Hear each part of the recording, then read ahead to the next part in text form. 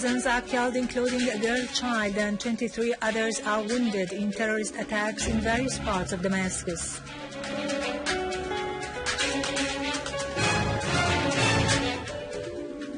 Syrian Arab Army units eliminate terrorists in several governorates.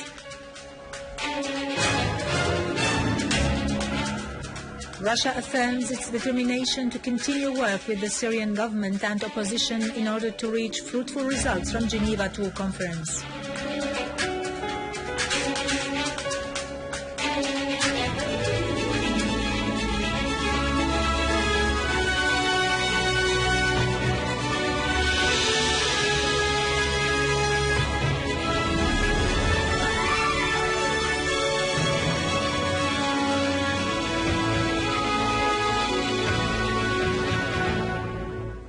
Good afternoon, ladies and gentlemen, and welcome to our news for today. A Damascus police command source has announced the death of a girl child and the injury of a woman and a female child when a mortar shell fired by terrorists fell near Al-Jubba Square in Sheikh Muhyiddin neighborhood in Damascus. 3 citizens were killed today and 21 others were injured in a terrorist attack with mortar shells in Baghdad Street, the center of the vocational rehabilitation of the handicapped and Martyr Ahmad Hamish Hospital in Barza neighborhood in Damascus.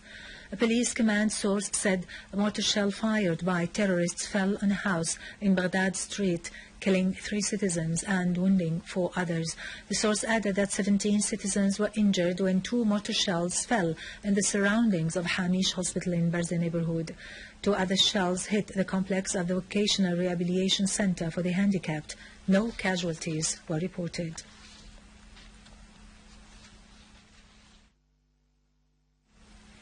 Minister of Health Dr. Saad al-Naif has said terrorists have committed a massacre that claimed the lives of 5 doctors, 5 nurses and 2 drivers from the first aid system in Deir Attiyeh in Damascus suburbs.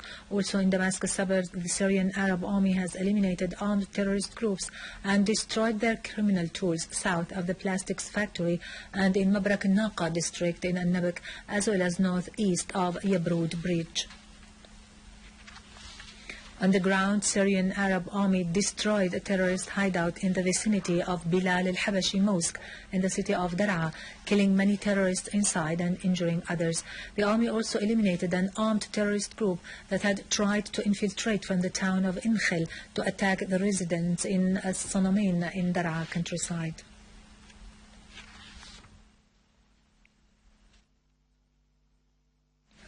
In Homs, Syrian Arab Army killed a number of terrorists in the village of al-Tababir in Al-Furuqlos, destroying their truck and pickup, which were loaded with weapons and ammunition.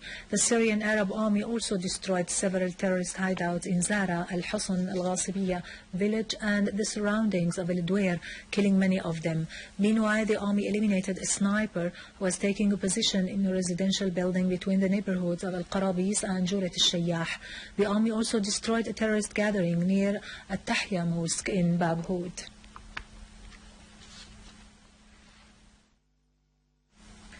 In Aleppo, the Syrian Arab Army fought terrorists in the neighborhoods of Al-Marj, Al-Ansari, Bustan al-Qasr and Al-Rashidin, killing many of them. The army also foiled an attempt by terrorists to sneak into Al-Safhiyya garage, killing many of them and injuring others.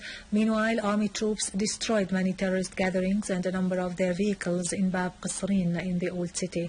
In Aleppo countryside, Syrian Arab Army pounded a terrorist gathering, destroying 2 of their vehicles, which were packed with weapons and ammunition in the vicinity of Al-Kindi Hospital, eliminating many terrorists in the areas of Al-Yaramoun, Al-Mansoura and the vicinity of the central prison. The army also destroyed many terrorist hideouts in the villages and towns of Babis, Arabin, Queres, Al-Jdeide and Handarat. In Hama countryside, Syrian Arab Army eliminated several armed terrorist groups east of Al-Asaliya village and to the north of Al-Matiq castle, destroying a number of their cars which were loaded with weapons and ammunition. In Idlib countryside, Syrian Arab army killed a number of terrorist leaders in an operation that targeted their hideouts in the village of Hantutin. In the village of Ain Larus, the Syrian Arab army also destroyed a hideout for the terrorist leaders, most of them non-Syrians, including Egyptians, Jordanians, Libyans and Qataris. The Syrian Arab army also pounded several terrorist gatherings and hideouts, killing all terrorists inside in Ma'arrat, Masrin, Binnish and Nahaliya.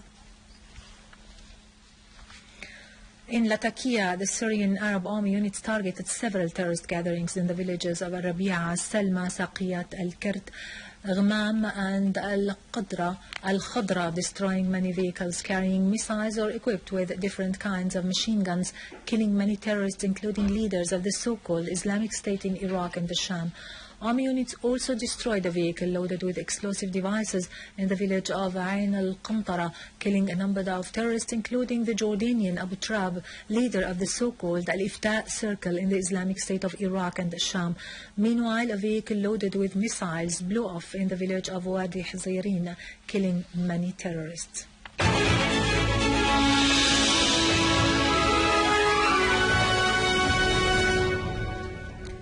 Welcome back.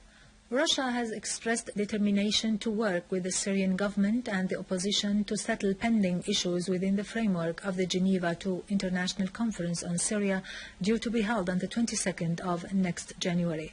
In a statement, the Russian Foreign Ministry said a number of issues would still to be solved before the convention of the conference in connection with the participation of the Syrian government and opposition delegations in the conference without preconditions, and the state that should be invited to the conference.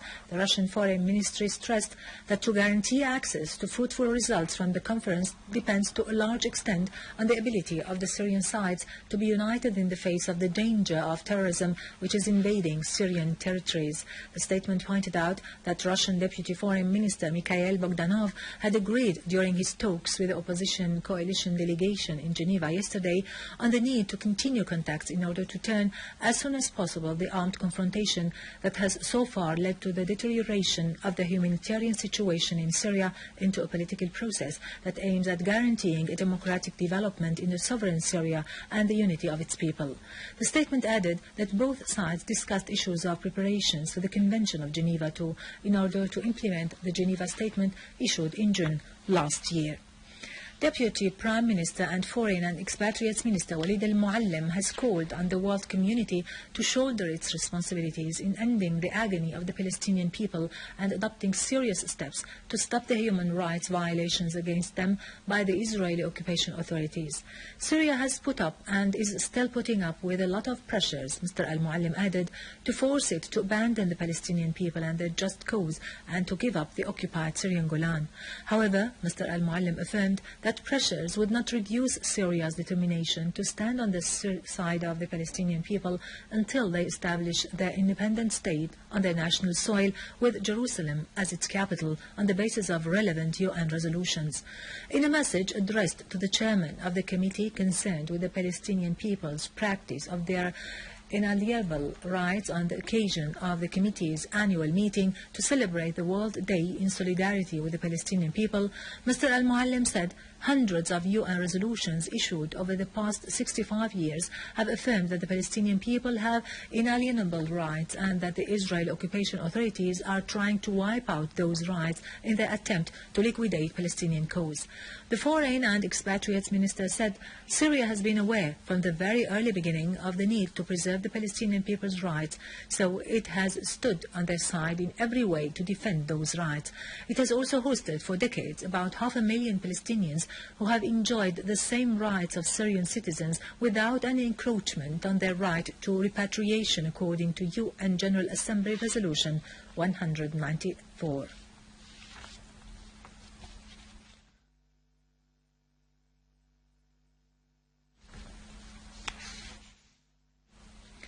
The Syrian Arab Republic has joined the international treaty to facilitate access to published works by visually impaired persons and persons with print disabilities.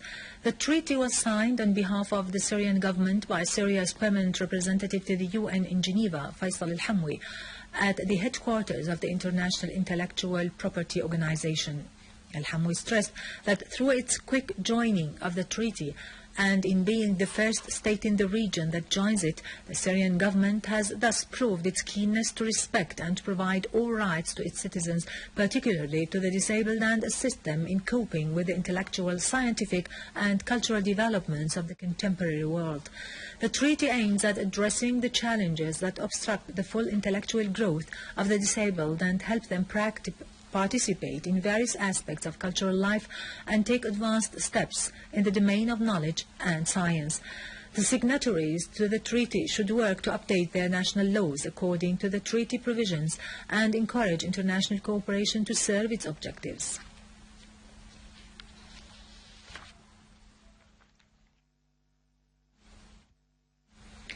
The death toll of the victims of the terrorist explosions and attacks that targeted several areas in Iraq yesterday has risen to 42.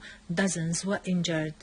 23 people were killed and 39 were wounded in the attack that targeted As-Sadriya region in the center of Baghdad. In Ziqar Governorate, former MP from the Iraqi list Jamal Mohsen al-Rafi'i, the Sheikh of al-Rafi'iyin tribe, was killed when terrorists stormed into his house and assassinated him.